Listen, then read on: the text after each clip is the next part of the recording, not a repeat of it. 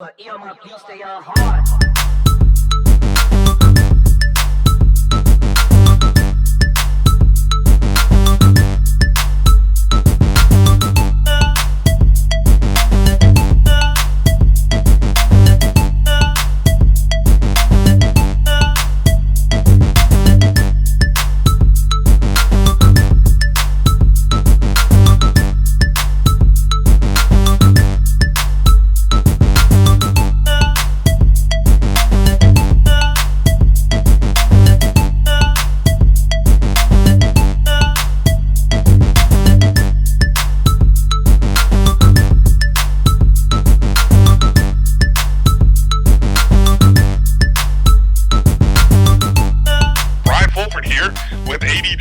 Kenyatta Cavil, our instant reaction to the news from yesterday that the CIAA and the SIAC have suspended their fall sports seasons.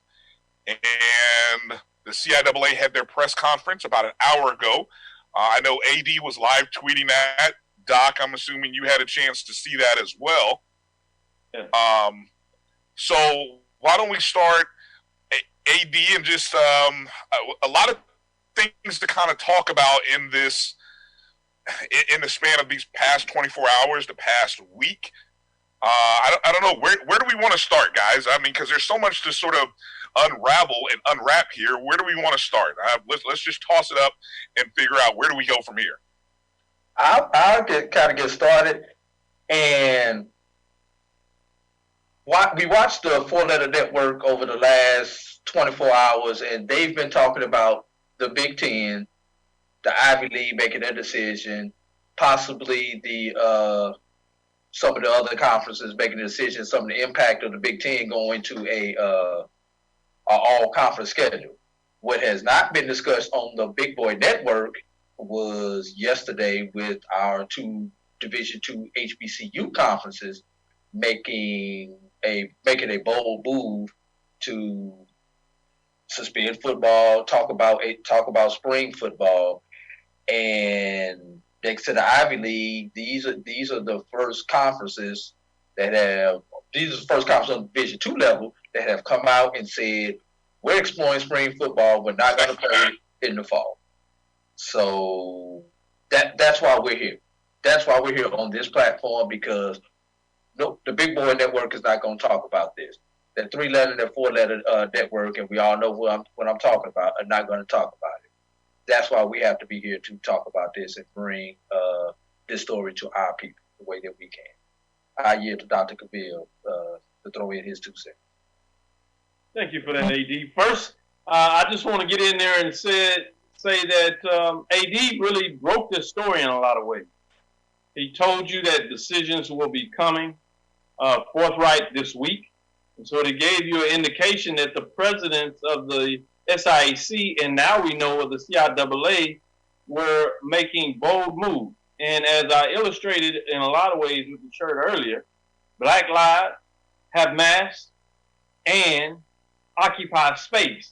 In a lot of ways, that also goes for institutions. And that's what these Black institutions are saying. And for the most part, we've heard this consistent message from the very beginning, that this is about our college athletes and their safety, and therefore the safety of our students at large. In a lot of ways, to me, that's what this decision really said, is that we were proactive in looking at all the indications. We were moving forward to potentially have a season, but as COVID-19 and the testing cases have risen throughout the South, particularly in the state of Florida, Texas, and even now towards the West Coast with Arizona and California, and that's not even to mention some other cases that are starting to rise in terms of Mississippi, Alabama, Georgia, North Carolina, which obviously are a lot of the places where these institutions reside. But even from that framework, what we're seeing is that with the COVID-19 testing and hospitalization rates increasing, that it was a challenge for these institutions to be able to look themselves in the face that said that it was reality that we could have a football season. And I think that's all coming together in a place where these president, chancellors, as well as the respective commissioners gathered all the information they could at this given time and decided that we cannot wait any longer when you're thinking about when was it necessary to bring these college athletes back and have them participate in a fall season. And while football was the biggest framework of this discussion because there's so much passion in football, with the SIAC at the Division II level leading attendance over the years, CIAA doing their part in refocusing the brand of football and the way that it's played between the respective institutions in the CIAA, particularly those teams in the North and the statements they have made, let you know that they didn't see any way possible to really do this as a conference. Now, we will get into some later banter in regards to institutions maybe considering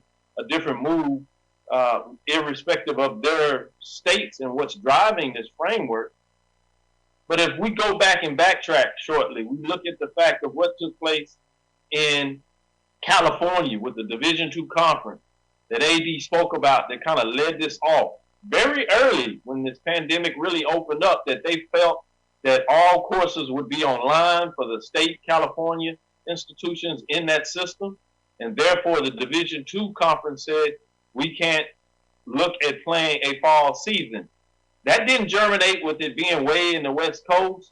Also, the fact that many of those members in that institution and that conference really doesn't have football. Then we seen Houston Tillotson come on board and say no fall sport. Another HBCU, no football, so that didn't germinate a lot. Then we had all these classics, the Southern Heritage Classic, the Detroit Classic, right? The Black College Football Hall of Fame Classic. We had a big game between FAMU traveling to Southern Classic. You had one little bump in the road where you had Jackson State. Think about it now. It has a 60,000 seat stadium. It went forward with the idea that we could reschedule the game that was played between FAMU and Southern and make it a FAMU and Jackson State matchup. Mayor got involved, supported it, but one caveat he said in that press conference, if I bring your attention to it, he said, if everybody stays home and do what they're responsibly need to do, then there's likelihood we can have football. Without that, not happening. Next day, we seen Mississippi numbers rise. Then we had Morehouse come out and said, no fall sports. The football part of that got the most reaction from the media in general, particularly us, in terms of those that cover black college sport, really talking about what was going on there. And one thing that we noticed was that there was a subline text in there that talked about juniors and seniors not being on campus. We later found out that Clark Atlanta said that their seniors would not be on campus, which gave you some indication in adjustment of what AD was putting out there, that there really going to be a season in terms of fall, and what does that mean for football? And people started making sure that we had information to give to the people. In the backdrop, the presidents and commissioners were working. The ADs were making their work. The CIAA were doing their work.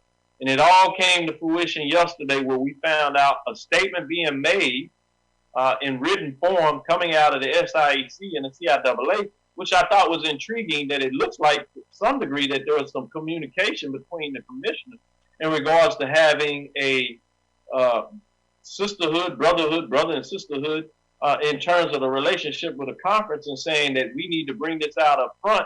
And this was on the hill that you had the Ivy League talk about that they're, again, counseling their fall sport until further notice.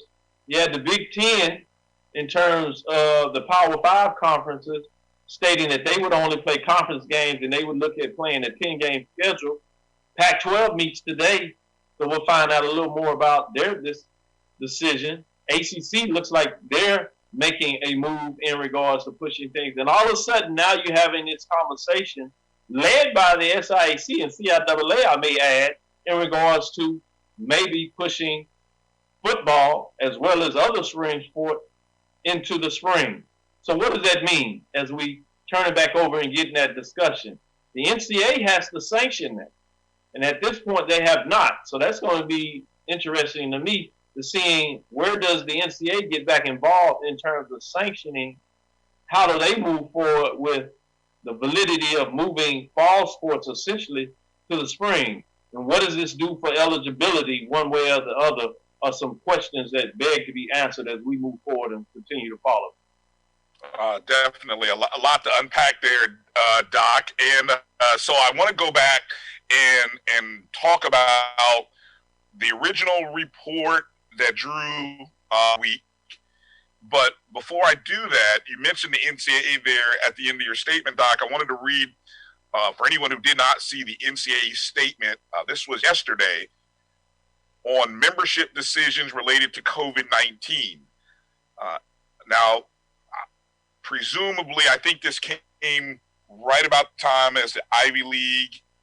Well, this is 16 hours ago, so this would have been right. So I don't know if this falls right about the same time that the SIAC made after the Ivy League. But anyway, the statement simply says, as the COVID-19 pandemic continues to impact college sports nationally, the NCAA supports its members as they make important decisions based on their specific circumstances and in the best interest of college athletes' health and well-being. I found that to be very general. I found it to be almost what was the purpose of that? It said nothing. Well, I think the purpose was to say something. That's the participation trophy for the NCAA. Yeah, say something but say nothing. I think that's what that was. Exactly. Yeah. So let's go back to Drew. I want you to think about between the information that you originally reported and had from your various sources to what we actually saw play out. Some of the things that stuck out in my mind was as you reported, there was the sense that the SIAC, their commissioner, probably even through the presidents, wanted to cancel fall sports, but there was a contingent of schools that still wanted to play. In comparison to the report that came out from the SIC, it seems like there is only one school that is vocal. I guess we can say vocally or verbally in writing, still holding on to a thought and a prospect of playing. Take us through what was said to you, what you learned, and what we saw via that announcement yesterday. And you probably got one in the possible out there as far as schools, because there's a second school out there where their statement is just kind of like that NCAA statement. They want to say it, but they haven't said that they want to play football. So there's one in the possible out there. But going back to what I had, how I wound up putting this together, wound up talking to multiple institutions, various people at those multiple institutions. Some were saying that they probably were not going to play ball. Some were saying that they will find any way possible that they can play ball. What the common thing was, a lot of these in the athletic departments, the athletic departments wanted to try to find a way to play, the people within the athletic department. But the decisions were coming above their head. And we know that these decisions come from the president's office. The attorneys get involved because of possible liability that may be associated with playing ball this fall. The president may want to play. The ADs want to play. The coaches want to play. But if the attorney strongly suggests that you cannot play because of exposure or liability to that university, that attorney is probably going to win out in some of these cases. Now, I don't know if that was the determining factor in any of these particular situations, but these are some of the factors that I know went into these decisions.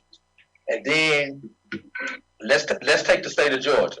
The SIAC East is primarily within the state of Georgia. You've got 5 of the 6 teams in the SIAC East that sit in the state of Georgia. I live in the state of Georgia currently. And if you've watched the COVID cases jump up in the state of Georgia over the past 2 weeks or so, it makes sense that these schools in the state of Georgia decide not to play. And some of these schools have changed course. Some of these schools originally wanted to play, but they have come out with a statement yesterday saying they do not want to play. And one thing, when you have to look at the SIAC, look at the footprint of the SIAC. Yeah, you've got the 5 schools in the state of Georgia. You throw in Tuskegee and Miles, who are 2 hours away from Atlanta, in their respective directions. But after that, the SIAC's footprint is very large and is hard to control. You've got all these different states. You go from Ohio, Kentucky, Tennessee, into Alabama, Georgia, South Carolina, and then you're going to be adding the state of Florida, hopefully. But there was, and Port Edward Waters, they've gotten screwed out of all this. They went to an all SIAC schedule. They're playing on the SIAC West schedule. Nobody probably in the NAIA probably has any room for them to play because they were playing a Division II schedule. So Port Edward Waters, I think, is screwed out of this whole situation with losing those 6-7 games that they had against those SIAC opponents. The Florida Memorial game has already been moved. I think they've got Allen on their schedule yet. I'm not sure if Virginia Lynchburg is on their schedule still, but that's pretty much it for Port Edward Waters. I think they got a SWAC school, but possibly on their schedule, but it's really interesting.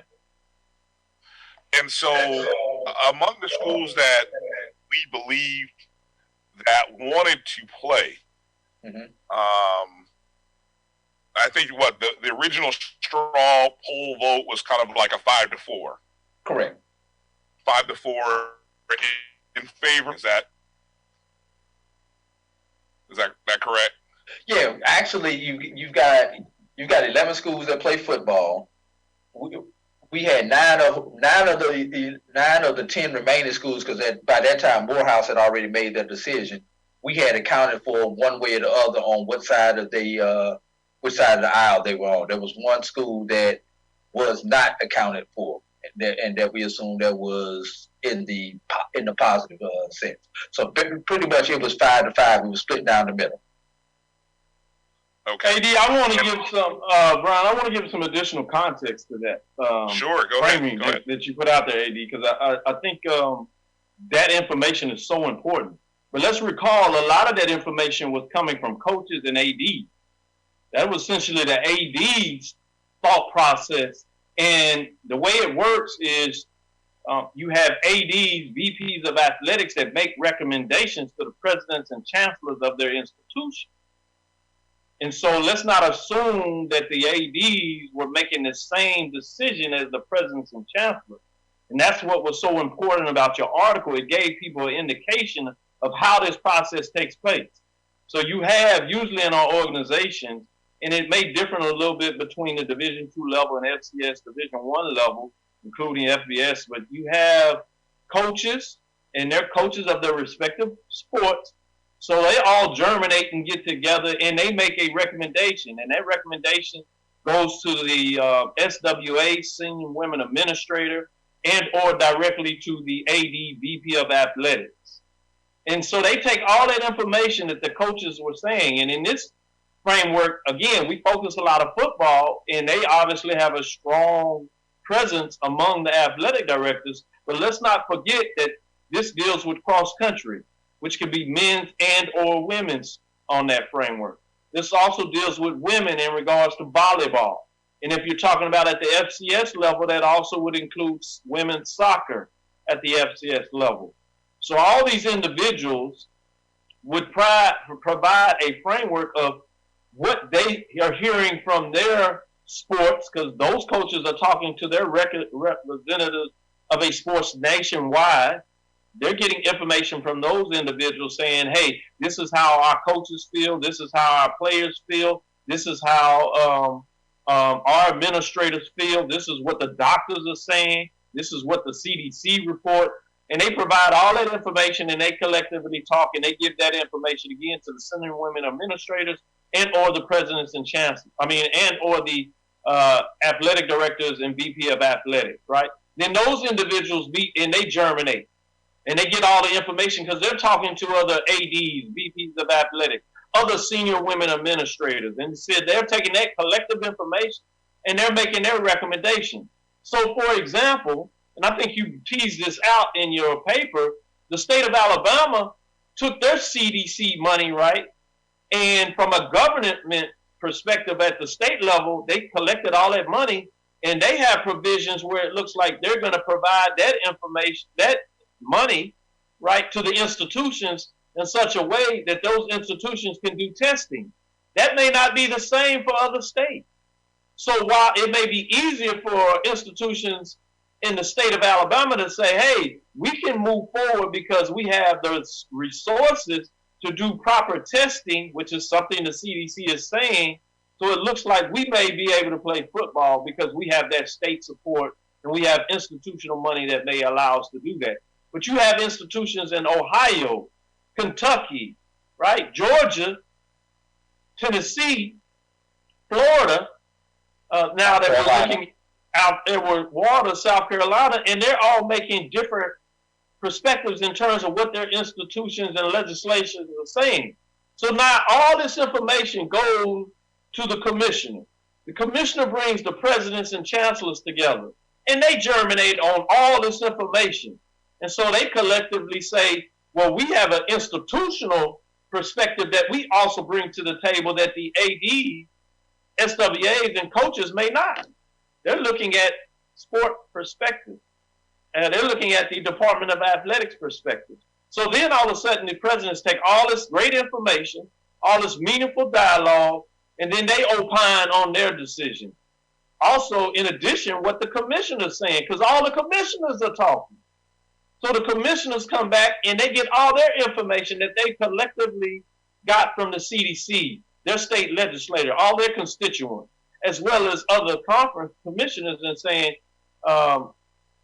hey, presidents, chancellors, this is all the information I had. And essentially the presidents made a decision based on all that information, and it looks like they were more on one page saying, well, with some not having it, others not having it, with all the information we have at this time, it is best that we counsel the fall season as a conference and potentially looking at moving this sports to the spring.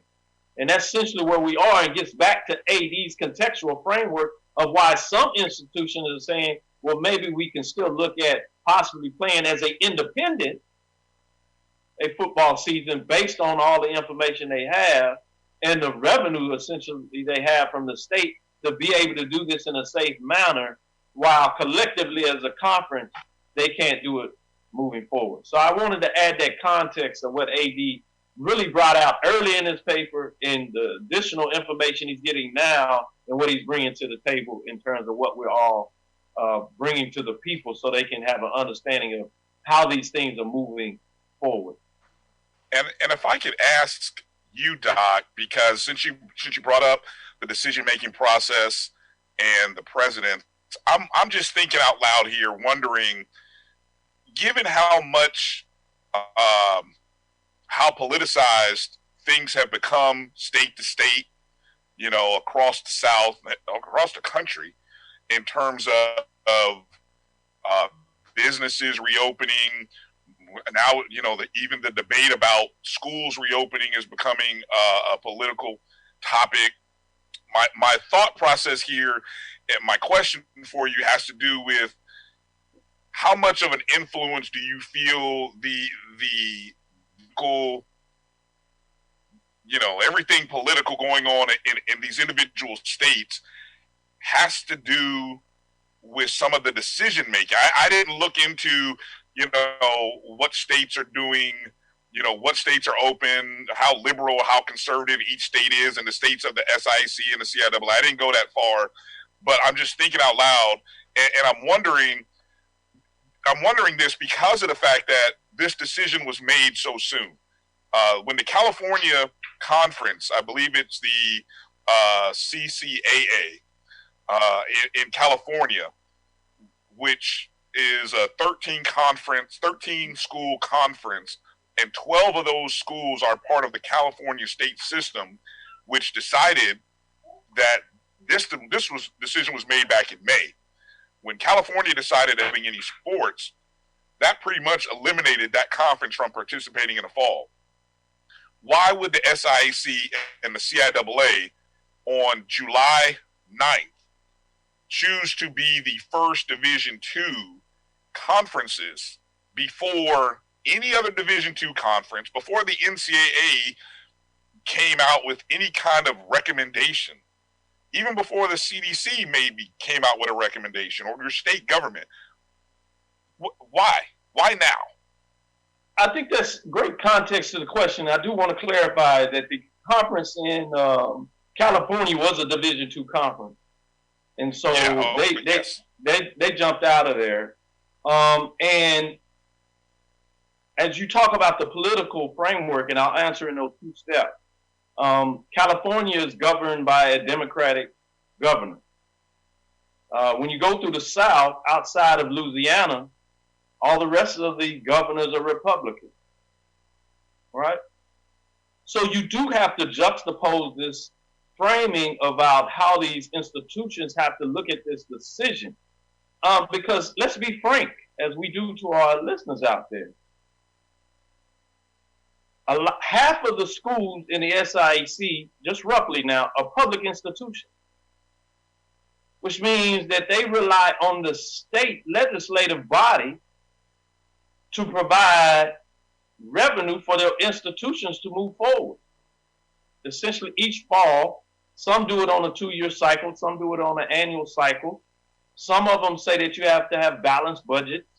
Some of them don't. They're all close to that. But let's understand where the revenue comes from.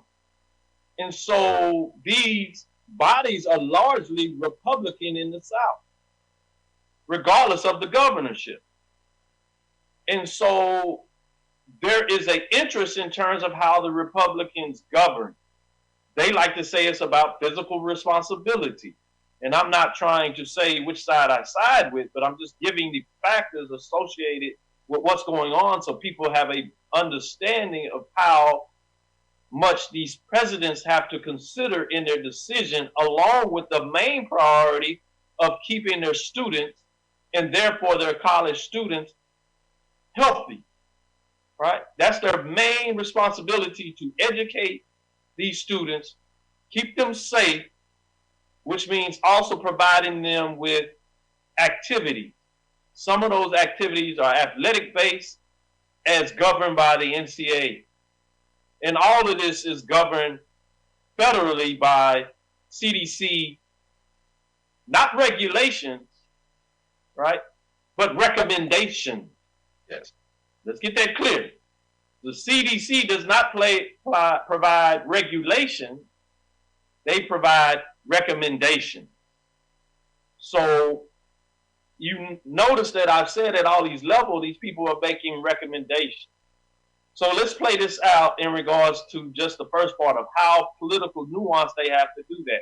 So they're wanting to make sure that they're talking about safety of students, but doing this in a prudent way that does not put them in a negative light in regards to their constituents at the legislative body level that are dealing with the framework that Trump is putting out there in a lot of ways, irregardless of what the medical community is saying, right?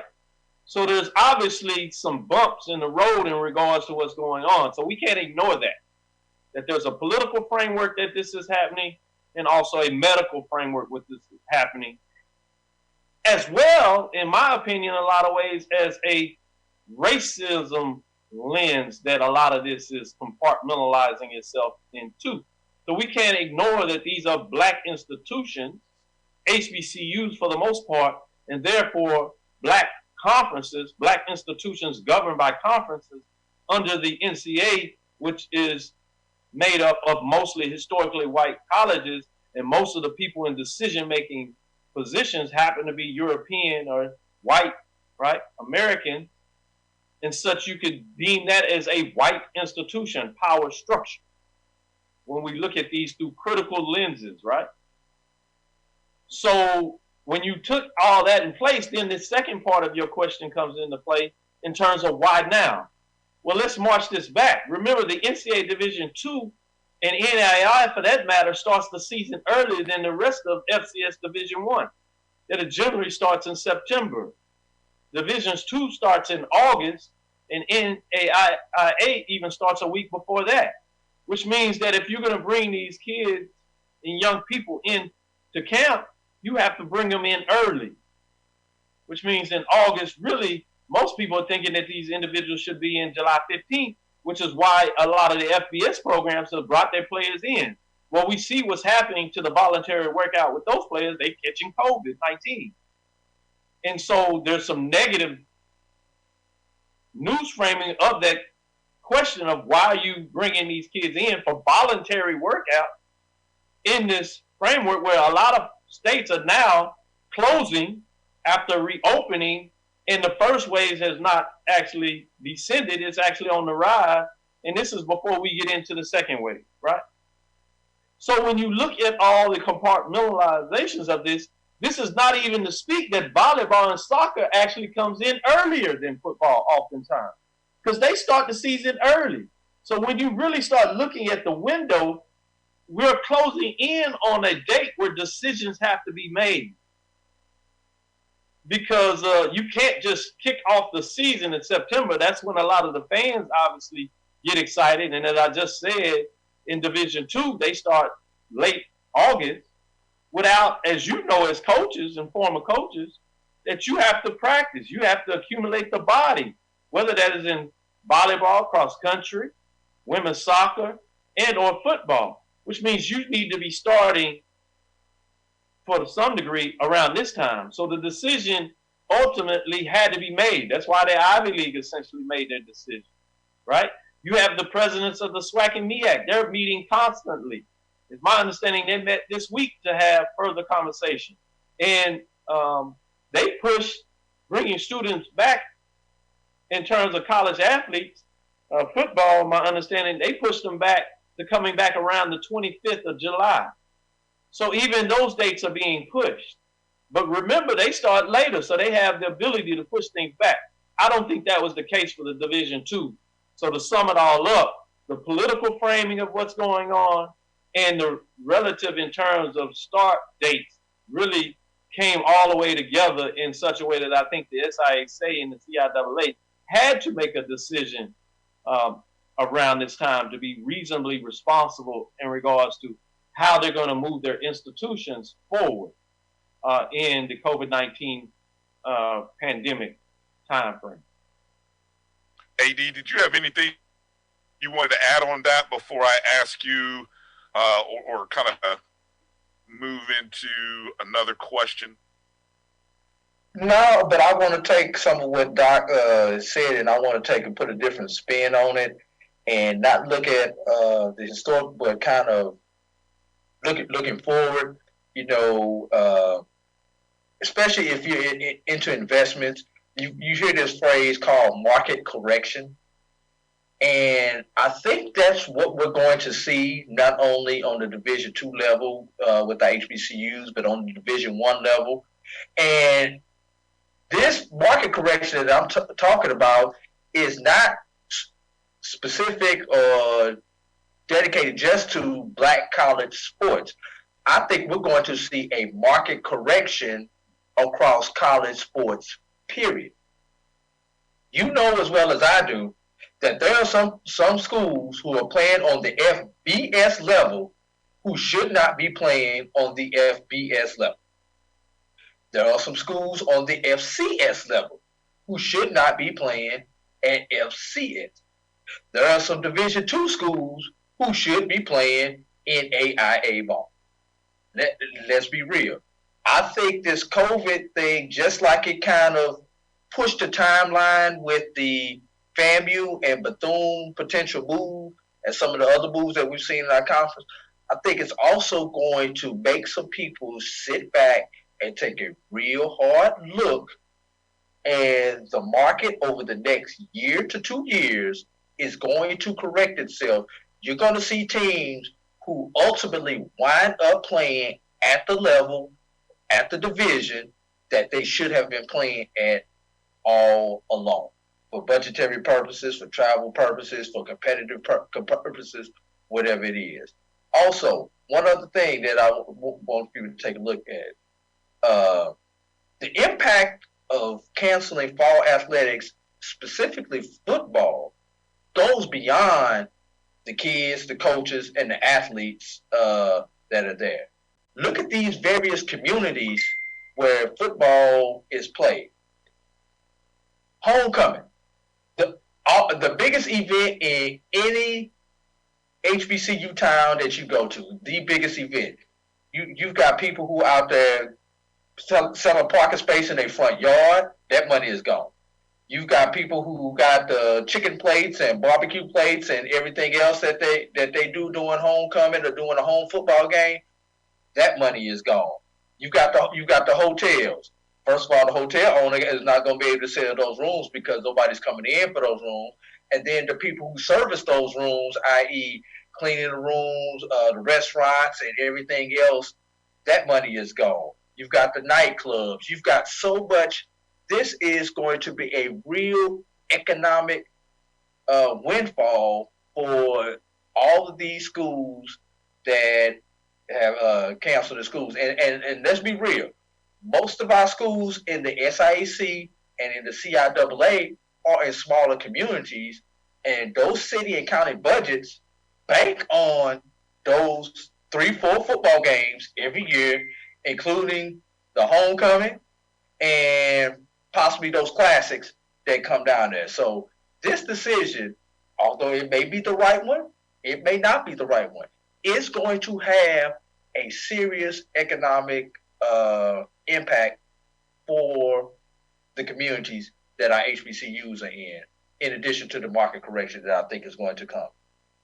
That economic impact you're talking about, in addition to Just a sec. the Hello? economic impact that is already taking place because of possibly businesses that had to close, jobs that were lost, restaurants having to shut down, and so on and so forth. So the new economic impact you're talking about, in addition to what is already happening in cities, large and small, all over the country.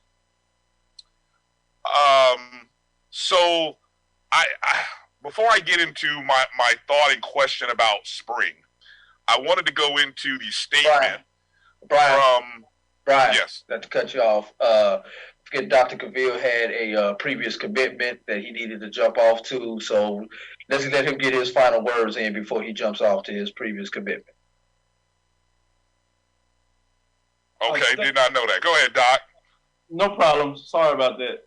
I appreciate the opportunity coming on, and certainly understand that I want the viewers to continue to stay on board, because I think the discussion in regards to spring, really before that, to some degree, the winter sport, and then the spring sports is going to be extremely important for us to jump in to see what that window looks like.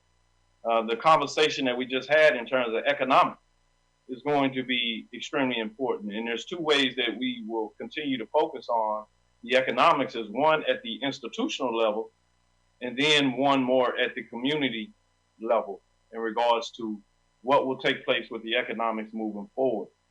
And so I think, as AD alluded to, there is consideration in terms of what does this mean at the economic level. But for me, I think one of the things that we need to refocus on as a nation is that lives, as I talk about this in this space, Black lives, but really when we say Black lives, we are saying that we want them to matter as much as all lives. So we are inclusive in that framework, which means that these decisions are about people. They're about humanity.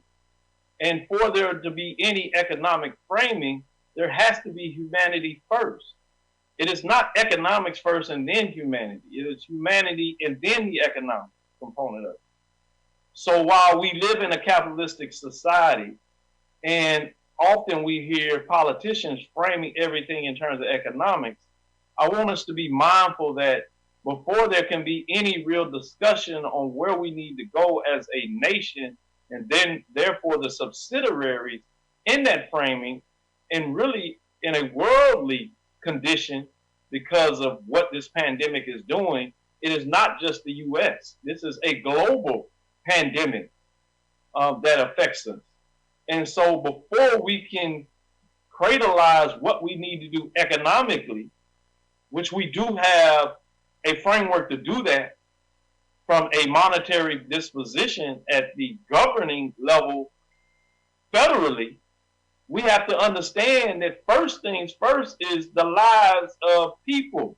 The humanity component of this is one thing that I really want us to understand about taking those deep dives in the economic, that we're not playing any disservice of not focusing on that as we do the underlying framing of what it means to look at this economic.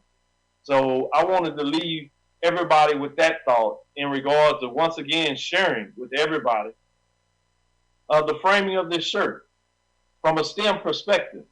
Black lives have mass and occupy space, meaning they do matter. They are real, that this is not just a slogan in terms of those thought process. So thank you for your time, gentlemen. And I will look forward to our next conversations as we continue to take a deeper dive of what's going on in Black college sports and beyond, specifically in this time frame, the CIAA and the SIAC. Doc, before you jump out real quick, do you want to give a plug for that shirt? Or, I mean, are you selling that on the Dr. Cavil's Inside the HBCU SportsLab shop? I mean, where can someone buy that shirt? Come on now. Give a plug. Yeah, or you want to hold on to that? I'm going to hold on to that, but I will get the information out there. I have a colleague that does this for some Black organization, and so I want to make sure I get that done. It was donated to me, so you know how we do on these platforms, especially on my platforms.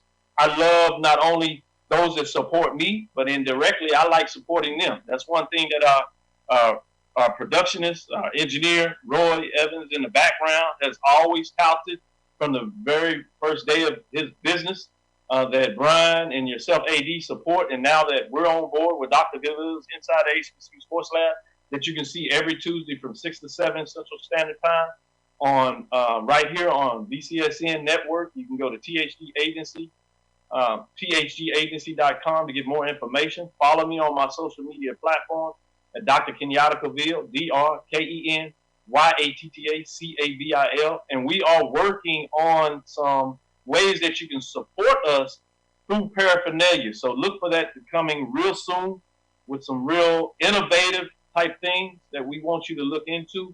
But my first lane would support those organizations that support us. So you'll see me periodically wearing shirts, wearing caps of businesses that support us, as well as institutionally, those HBCUs that have supported us in regards to the continuing work we do, and that supported us to get to this point in terms of us being a part of those institutions as alumnus and alumni across the perspective, if you would. So that's where this is coming from. So look for more information to come. Thank you, Bryan, for giving me that opportunity. Doc. Get out of here. We know you're a busy man. Thanks for that's why he's the dean. Appreciate you. Thank you. All right. Definitely make sure to check out Dr. Kenyatta Cavil. Dr. Cavil's Inside the HBCU Sports Lab with Mike Washington and Charles Bishop. Tuesday evenings, 7 p.m. Eastern Time, 6 p.m. Central. Hopefully Doc will have some info on the shirt as well as some other news. Always a great show, always informative. AD wanted to kind of just in here before we get out of here, obviously a lot. I want to give my computer a second to catch up. I wanted to read the announcement from Miles College. On Thursday, Miles released a statement. This was after the SIAC statement or release of the cancellation of fall sports. Miles released the following. was said, the Southern Intercollegiate Athletic Conference announced the suspension of sports and championships during the fall 2020 semester.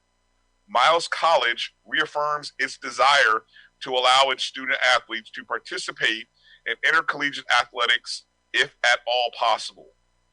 Miles College's commitment to the safety and well-being of all of its students, faculty, and staff remains paramount. Miles College President Bobby Knight, the Miles College Board of Trustees, and the college's leadership has stayed in constant communication with some of the best health experts as well as local and state elected officials during the COVID-19 pandemic. These consultations will help guide the decisions made in regards to how the college operates, including any further decisions regarding athletics. Now, if you read that, I read that, I'm standing up applauding Miles College. I love the statement. And I say that with all respect to the decision made by the SIAC, with all respect to the entire decision of everyone in the CIAA.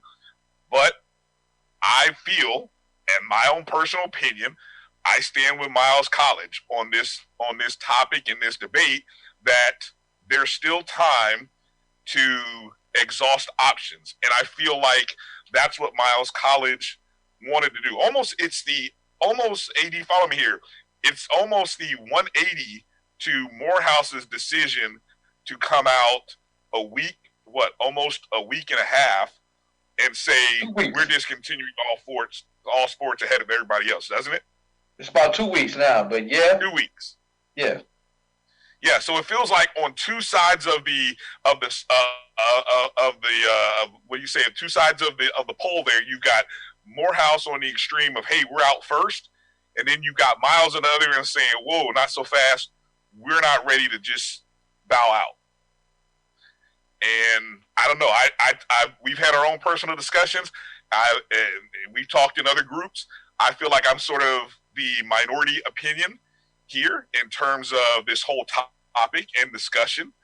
What are your thoughts on Miles's statement?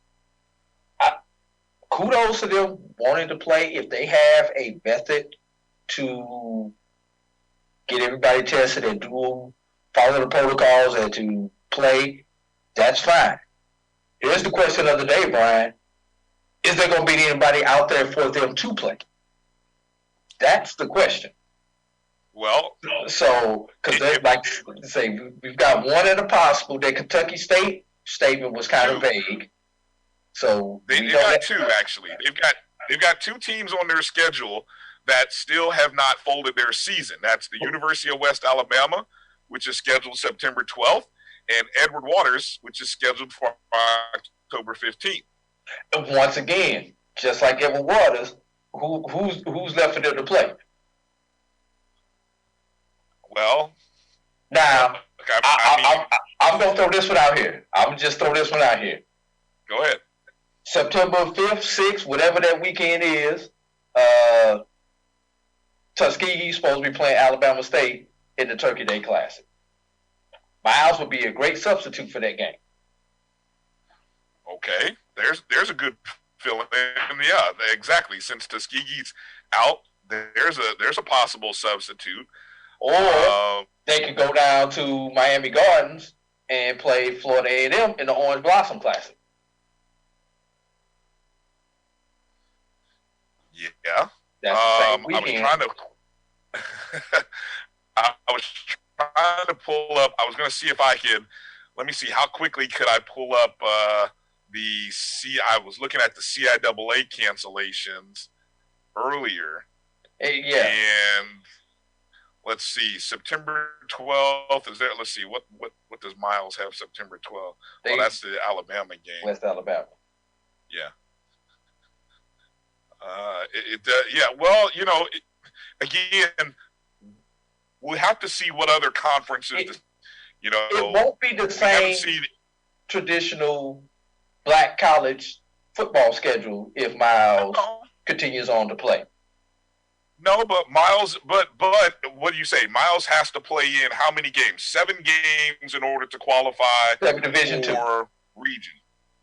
Yeah. So if the Division down fall sports, and most likely the only way that won't happen is if enough Division II conferences are still making the decision to play.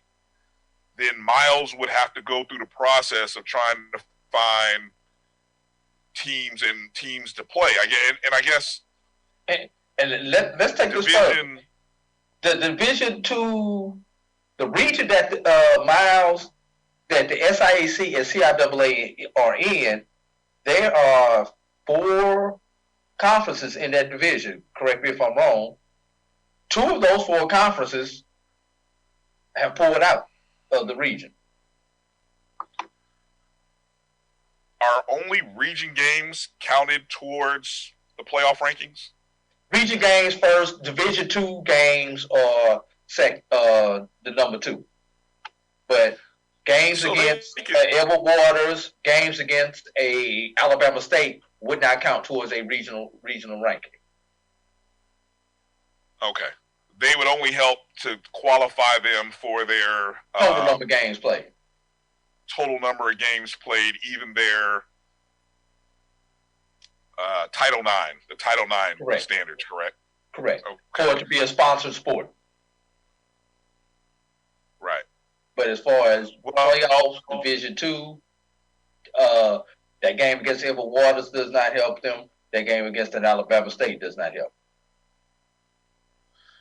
Yeah, and let's be clear about something. We mentioned Kentucky State only from the standpoint of, as we read this statement from President M. Christopher Brown II, posted by Kentucky State. Actually, he posted this. This was posted today.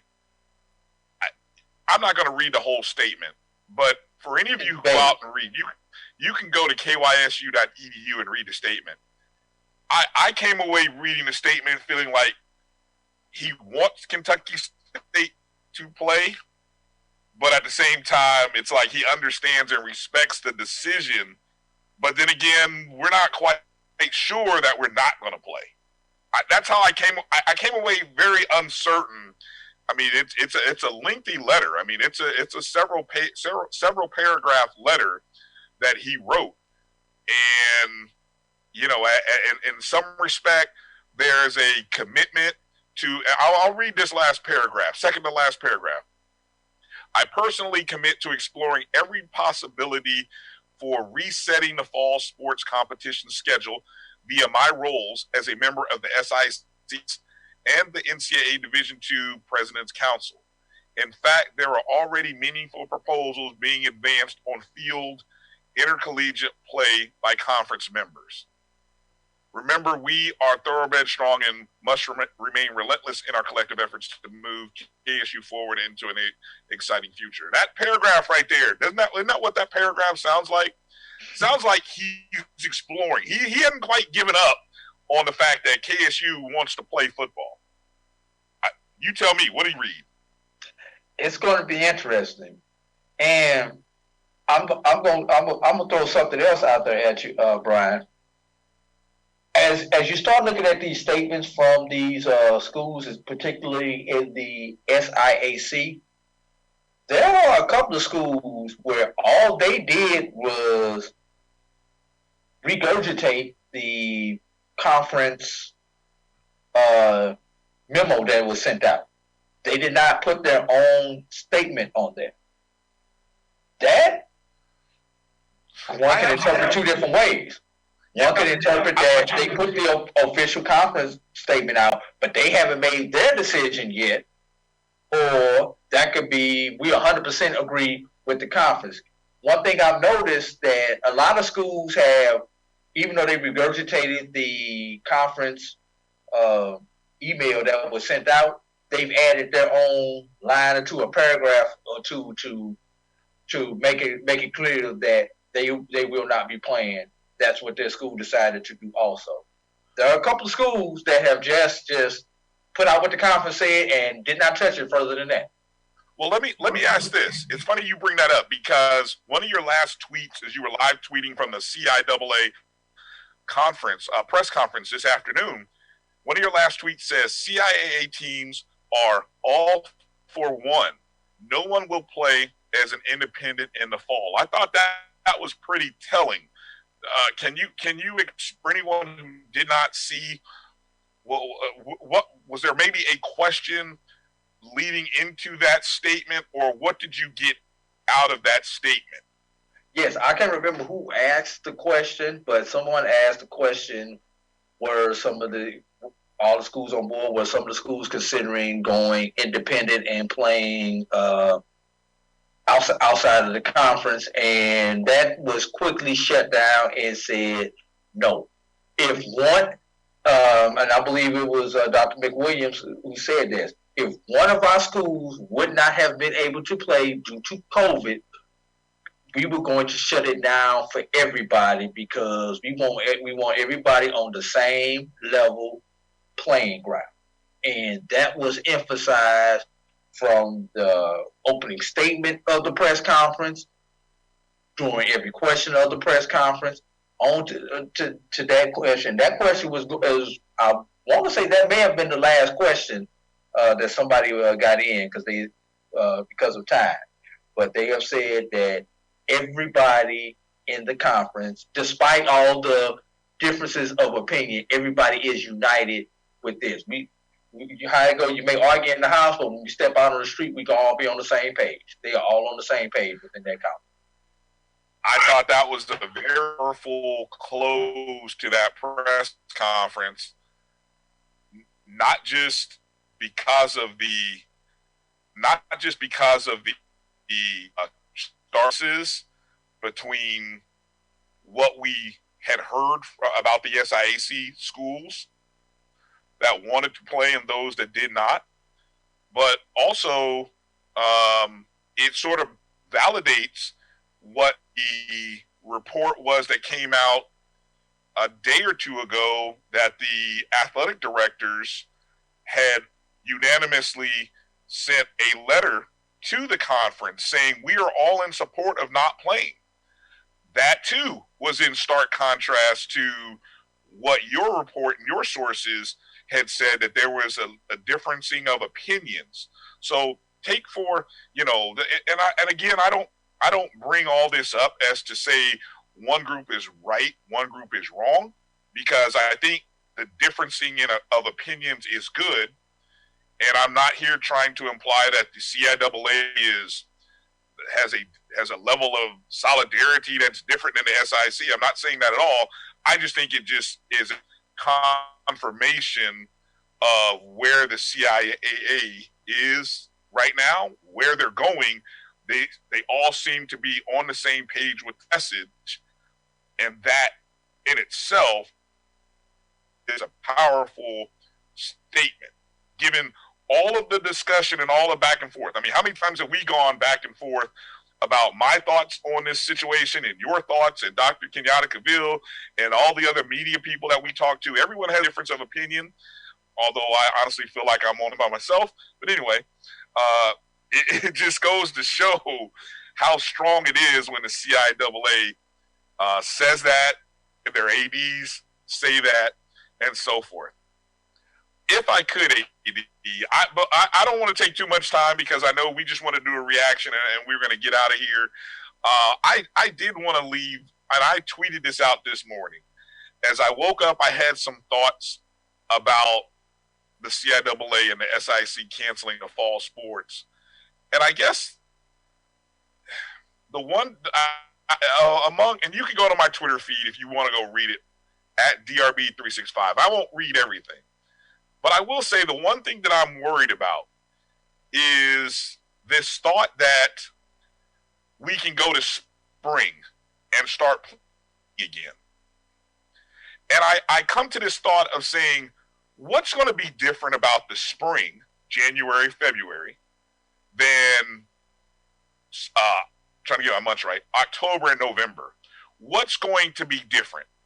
And if you choose to be the person to tell me about a vaccine, all I'm going to look at you in the face and say is, are you really going to say that you want to give the very first vaccine for COVID to our black young men and women and let them be the first to test out the vaccines? Not if Tuskegee won't be first one in line.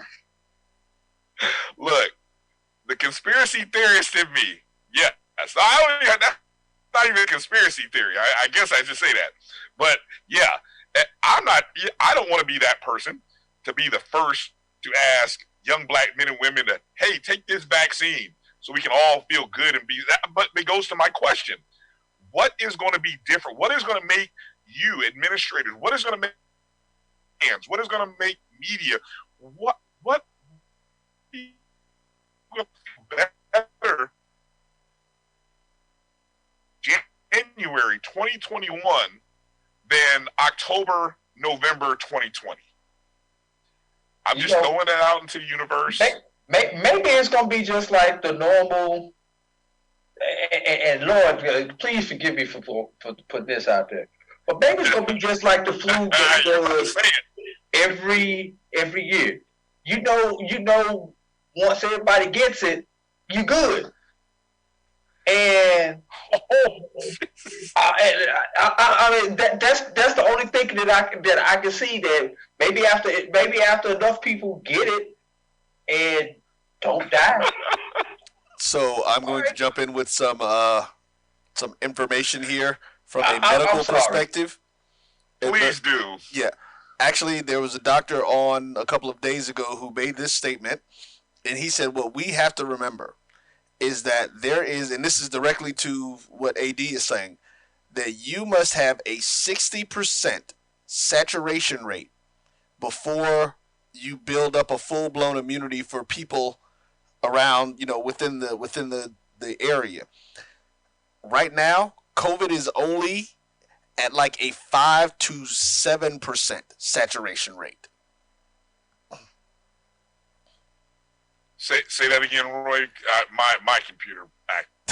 You have to have a 60% saturation rate for enough bodies to build up the immunity and the antibodies to a particular virus.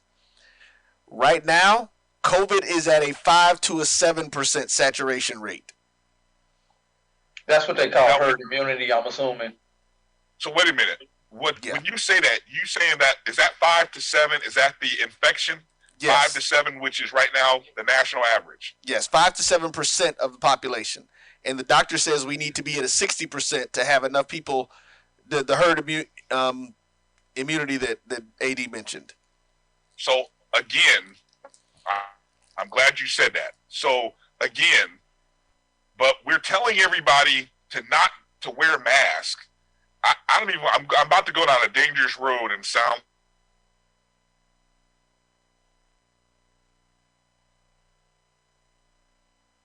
Bryan, are you still there? I need to get out. We need to close this because I'm going to get in trouble. But I'm just going to just continue to put that out there. I know. Look, I don't want to put a Twitter poll, but I'm just going to ask questions. Yeah, let's whatever. Bryan, I want more people to ask. I'm sorry, Bryan. Whatever the question is that you're trying to ask, don't ask it, because 3 times you've tried to ask it and your computer's jacked up on you. Let's not do that. It's probably giving you a hint that you don't need to ask. The government trying to hold me back. It's the government trying to hold me back, Roy. That's what it is. The government's holding me back. I don't know. I'm thinking right now. I'm thinking the universe is like, cut your boy off. Get him off. Get him off. Exactly. Let me put this out here. I'm going to say it one last time and hope my computer doesn't go nuts. What is going to be different in the spring than what is happening in the fall? That's it. All right? I'm just putting that out there for everybody. We'll leave it at that. Let me get one more highlight from the press conference, Bryan. Any other highlights overall in general, AD, before we wrap out? Any other highlights from the press conference? I did ask the question of the logistics of playing everything in the springtime, in the winter and springtime. Because you got to think about, you have volleyball, cross country, women's soccer, and football going on at the same time that you have basketball, at the same time where you have your traditional spring sports, your indoor track. Well, indoor track is a winter sport, but you've got indoor track going on. You've got regular track, tennis, men's soccer, baseball, softball, and golf. So that's going to be a logistical nightmare for a lot of our schools. Number one, on the facilities, and number two, on the staff. And some of these HBCUs have the same coaches. Somebody coached a fall sport and then come back and coach a spring sport. So you've got to deal with that. You've got to deal with athletes who may participate in a fall sport and then a spring sport, and we'll take cross country. Cross country is the fall. You go into indoor track in the winter, and then you go into outdoor track in the spring. You're gonna have some stuff that goes on with that. You got some volleyball players who play softball. There's a lot that goes on. You got some football players who play baseball in the spring. You may have some dual sport athletes. So that was something that was going to be interesting in seeing how they work through the logistics of those multiple sports going on at the same time. And then I also asked a question of if both Division II conferences play in the springtime, could we be looking at a Division II Black College Championship game in the spring? And it's out there for discussion. We'll just leave it at that, Brian. We may possibly around Easter be crowning a Division II Black College National Champion. I also am curious, is anyone concerned about playing spring football and turning around and having to play fall football?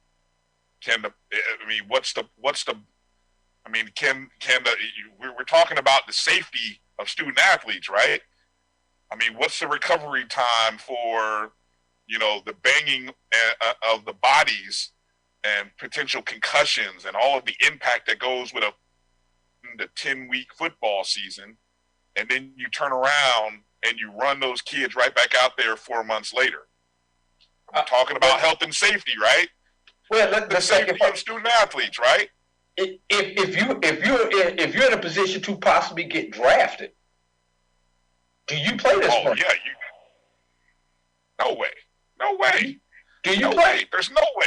I wouldn't encourage kids. If I'm sliding for the first 3 rounds of the NFL draft, I don't care if I'm the HBCU or historically white college. I am not playing spring football if I'm gonna be in the first 3 rounds. There's no way. Now, reality of that is we're maybe talking one kid, maybe one, maybe 2, if that. From HBCU? Maybe none at all. Well, I'm just you only had one drafted last year, so. Right, the odds are very low, but I get your point. I'm more concerned with the fact that we're talking about health and safety again, and in the most violent sport that we play on the collegiate, you're going to play a 10-week season in 11 to 12 weeks, and then you're going to turn around and send those kids back out to play 4 months later.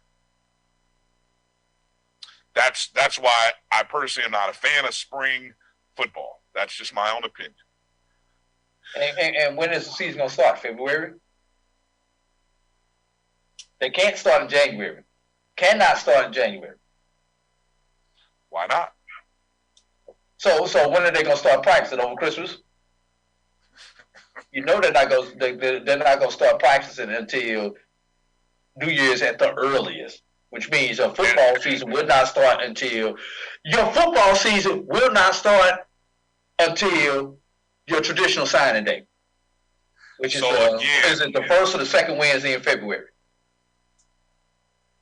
Lee, you are mentioning all of the challenges with why I personally feel like it's too early to make this decision. I know the decision was made for good reasons, but I'm just curious who in those rooms brought up some of the questions you and I asked,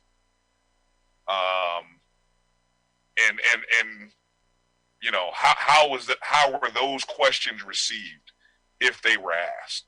So that's it. We're gonna have to we have more to come, I'm sure, as we wait to see the responses not only players. I'm sure right now the level of disappointment is high, and the questions are many. Overall, I bet if we did a poll today, I bet I would bet over 65% of the people would say this is a good decision by the CIAA and the SIAC. I would go as high as 75% would say it's a good decision. Because, again, on health and safety of student athletes, well, who's not going to be in favor of the health and safety of student athletes? But I'll just challenge the, are the student athletes the one really at risk? That's all. I got you. Hey, one last thing I want to throw out here. Savannah State has a press conference scheduled for 3 p.m. today to discuss some things. So plan on jumping on that, and I'll report from that also. You're live tweeting your live. I'm going to try my best to live tweet that one also. I'm going to go out on a limb and say Savannah State wants to keep playing. I'm just throwing that out there. Just going out on a limb. That's my own personal thought. Yeah. Just putting that out there. See what happens. All right, AD. Great job. Not only on the coverage of this story, and everything that led up to it. Our thoughts are with players, student athletes, the coaches, the staffs. Lots of disappointment, I'm sure. I know this was not an easy decision. Commissioners, the Council of Presidents, very tough decision. I think they did what is best for their student, and with that, as long as you can look in the mirror and feel like you did what's best, then there's no hard feelings. And we're going to obviously everyone's going to have their. This is one of those things in life. There are no right decisions. There are only wrong ones. Well, you frame it like that, though, AD. What's wrong? What now? No, granted, no matter what's wrong. We're talking football. No matter what happens, nobody's going to be able to make the right decision that's going to make everybody happy. That's why I say there's only wrong decisions that can be made in people's eyes. Oh, okay. I get what you're saying. Because I was going to say, wrong decision. I mean, how can it be a wrong decision? In somebody's you don't eyes, know if it's a wrong decision. In somebody's eyes, every decision being made right now around this COVID is a wrong decision. It's become so politicized. It's become so ostracized, and wearing a mask is a sign of weakness, and it's not being smart. Socially distance. It is totally out of control. This whole thing is totally out of control, and it's not going anywhere. No, that's. Oh man. Anyway, I'm going to continue to beat this point home. As I know, again, I'm going to stand on my little island with my flag that says "Let them play," and I'm just going to stand on that island because that's where I'm at. But we understand it is what it is. All right, at BCSN Drew on Twitter is where you can find AD Drew. At DRB365 is where you can find me. Of course, we want to thank Dr. Kenyatta Cavil from inside the HBCU SportsLab for joining us earlier. Thank you for watching us on Twitter and Facebook. Shout out to our and anything else I left off, Drew, before we sign out? Just stay tuned. I'm pretty sure we're going to have some more coming up. We've heard from Division II. We're the SWAC and MEAC making similar decision. Yeah, that's what we're waiting on. That'll be interesting discussion. So I'm sure there'll be more discussions. I'm sure. So thanks for following us at MyBCSN1, #1 on Twitter Periscope, on Facebook. Make sure to like and subscribe to not only our pages, but also Dr. HBCU SportsLab. Make sure to follow his page on Facebook. And that's going to do it for us. For A.D. Drew, Dr. Kenyatta Cavil, our producer Roy Evans, I'm Brian Fulford. Thanks for watching and staying with us. Peace out. Stay safe. Mask up. I holla.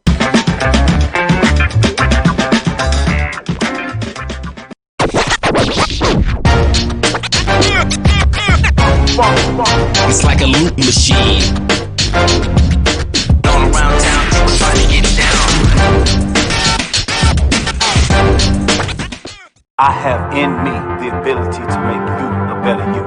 So if you work hard, focus, stay on point, you can do anything. Trust me. We made this track to tell everybody they can follow their dreams. It was a monumental game for A&M and Tampa. It was a monumental game. Somebody had to lose, and thank God it was them this time. We knew it was going to be a battle. Look at Jake Ave's record. 202 and 36, I think, some off-the-wall figures. And nobody would play him because they didn't want to take a chance of getting beat. But the truth of it is, over 46,000 tickets. Blacks were sitting in the east stands. Whites were sitting in the west stands. And the score wound up 34-28. The only thing we proved that we wasn't inferior, that we were not inferior, and we were not afraid. For one night, for 160 minutes, we was better than them. The Cuvée Group is a Florida-based marketing and training consulting firm. We help businesses communicate to their target audience and engage them in conversation. We also help to expand their audiences, which will ultimately result in growth for those organizations. In addition to being a certified constant contact specialist, my colleagues and I are also certified in John Maxwell Leadership Principles. We use these proven principles to conduct workshops, training, and private coaching sessions for individuals and companies looking to take things to the next level. Contact us to schedule a free consultation. Issues today, don't delay, call Cuvée. The Creole seasoning is a sodium-free and sugar-free blend that's versatile enough to put on anything. One of the first blends I developed more than 8 years ago, the Creole seasoning has an unmistakable aroma, a bold flavor, and a little heat for character. Every time I open one of these bottles, I hear trumpets and big band music. For my people that don't get to see me, trying to remind you who you are, just like in Romans 3. See, we about to blow across the world just like a day that's breezy. This motivation for the people and this classic Bible teaching say, make this for my people that don't get to see me, trying to remind you who you are, just like in Romans 3. See, we about to blow across the world just like a day that's breezy. This motivation for the people and this classic Bible teaching, hey, hey, hey, hey, hey, hey, hey, motivation.